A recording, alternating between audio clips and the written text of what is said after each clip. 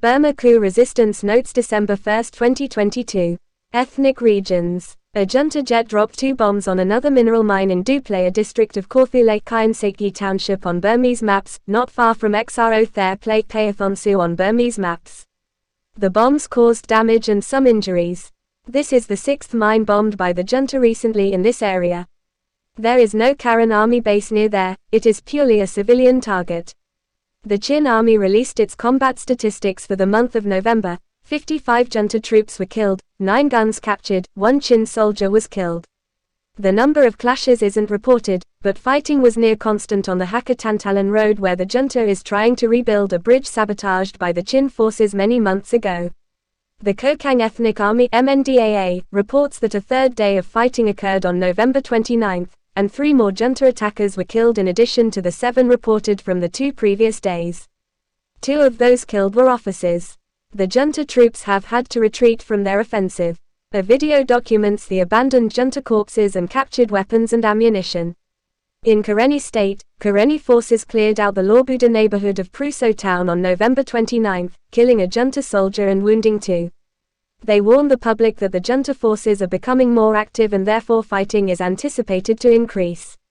In Payathonsu district of Kawthoolei Tananthari region on Burmese maps, in 2 battles in Junsu and Palor townships on November 29 and 30, 4 junta troops were killed by local PDFs. Junta scorched earth village terrorism campaign. Besides burning villages, junta troops in central Burma have been abducting and murdering civilians and destroying support infrastructure. 3 villages in Myindang, Kinu township were burned to death in the last week of November, another man was shot, a health clinic was burned down. During fighting, at least 30 junta troops and 10 PDF soldiers were killed in Kinu township. 13 civilians are known to have been killed. 12 villages were burned just in this township. Over 2,600 homes in 50 villages have been destroyed in Kinu township since the illegal coup d'état. Junta jets bombed Letha village in Hakha-tantalan township of Xro region again last night and set it on fire, after bombing it the first time on November 28 along with Injin. This area was the scene of a fierce battle on November 27 in which up to 30 junta troops were killed by PDFs. The junta terror gang that burned Tanzin village in Salingyi township of Xro region yesterday burned Salingyi and Letpanjan villages today. Witnesses say the troops shot 1 villager and tortured several others. Troops spent a 3rd day burning Gwegan village in Pork township of Magway region yesterday. Also, troops were burning Zorshong village for a 6th time in Kantbalu township of Xro region yesterday. Residents of northern Kantbalu township have been living as refugees in the bush for 7 months due to repeated terror attacks. In Shwebo township of Xro region, 60 terrorist troops attacked and burned down Myanzi, Sinin, and Maru Pin villages, and were counter-attacked in each place by PDFs attempting to defend the villages. There were junta casualties in the battles but the number isn't known. People's Defense Forces PDFs. Also in Shwebo township, 130 junta Payathonsu terrorists began a destruction march in majority Muslim villages on November 29 and were met by PDF forces in several places. In Nyampintha village a battle occurred where 10 of the terrorists were killed. Later that morning a fight at Jakone village killed about the same number again. Back in Nyampintha, a 2nd battle there killed about 7 troops, and a clash in a rural area killed 5. In all, about 30 troops Payathonsu were killed.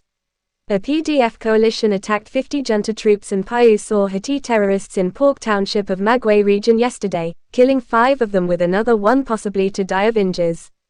A PDF officer says the PDFs cut the power lines supplying 2 of the junta's weapons factories, bringing the factories to a halt, and the troops were coming out to try to reconnect the power lines.